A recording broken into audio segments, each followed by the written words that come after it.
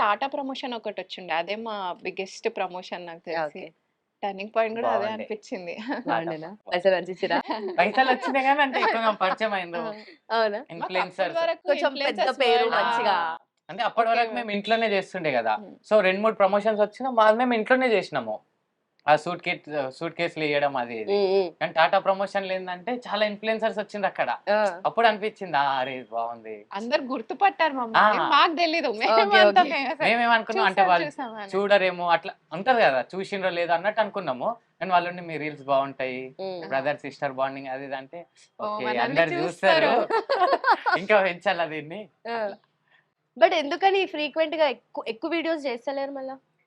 ఈ నా మధ్య ఇగ షెడ్యూల్ టైం టైట్ ఉంటది. అచ్చచ్చా! నేను గూడా 6 వరకు బిజీ ఉంటా. 5:30కి నా ఆఫీస్ అయితది. యాక్చువల్ 3:30 వరకు మాకు మొబైల్ ఫోన్ అలో ఉండదు. హుహు.